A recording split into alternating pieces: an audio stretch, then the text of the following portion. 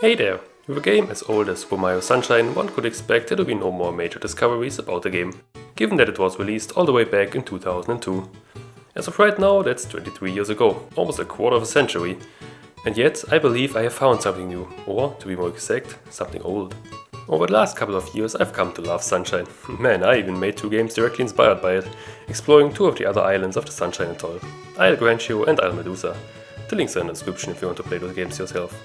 I also watched a lot of Sunshine content here on YouTube, like this one here for example, made by 2C Phoenix. That video is 7 hours long, and I loved every minute of it. But even after having watched what is probably like 12 hours of people talking about this game, I don't believe I have seen anybody speak about what I'm going to show you here. One of the many scrapped locations of Super Mario Sunshine left in the game, and as far as I can tell undiscovered to this day. And all of that right in front of our noses all along. But to understand what this discovery means, we have to start with Sunshine's development. As you all probably know by now, Sunshine's development was rushed to bring the game out as fast as reasonably possible, in order to help drive up sales of the Gamecube. That means that the game was originally supposed to have a lot more areas than those which are in the final game. There are a total of 5 scrapped regions which are currently known: Hotel Lacrima, Earthdown Rock, Battleship Island Tower, the Fire Temple and the Lighthouse Island Harbor. The last 3 of these were temporary names, where the actual name had not yet been decided by the developers. That info comes from the Cutting Room Floor, by the way, a really great website dedicated to unused and cut content from video games. Again, the link is in the description. Now, where were those locations supposed to be? Well, alongside the map of Isle Delfino one can find the menu, there are also a couple of other ones we have for the game. There's the one from the intro cutscene, the one from the Courtroom cutscene, as well as one on a poster inside the Serena Beach Hotel. The intro cutscene and poster ones in particular are very interesting, because they do not actually show the current map of the island, but an old one from earlier in the development.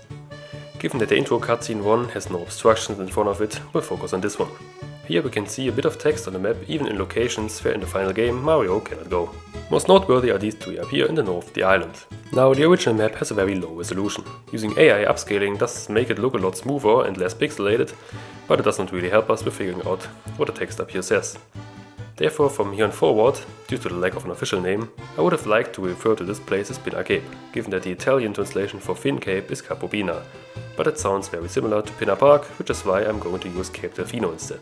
Technically it should be Delfino Cape, given the naming convention of the other locations, but I think Cape Delfino sounds a lot nicer. And as it turns out, there is another map of Cape Delfino, and this one is a lot better. This model formed out of clay, made by one of the game's directors, Yoshiaki Koizumi, during the development of Super Mario Sunshine. Now this one does not appear to have the location we just saw at the tip of Cape Delfino, but it does have the 2 locations east and west of it. And I believe I have found remnants of the eastern location still left in the game. During most of the gameplay, Isle Delfino never gets loaded in completely, given that Mario can never get high enough to see the entire island all at once anyways, at least not without using glitches like rocket storage. There are really only 2 locations where most of the island is loaded. The first one is Biano Hills. Here, if we use the amazing site noclip.website, we can fly up high into the sky and get a good overview of the entire island. You can see Cape Delfino up here in the north, but no trace of the 2 locations I just mentioned. But luckily for us, we still have the second location. And that one is Pianta Village. Here, the fact that our favorite plumber can parkour his way all the way up to the top of the huge palm trees means an almost fully rendered version of the isle is required. If we load the scenario Il Piantissimo's Crazy Climb for the daytime version of this place, we can again fly the camera upwards and take a closer look at the entire island. And here, all of a sudden, we can see something peculiar.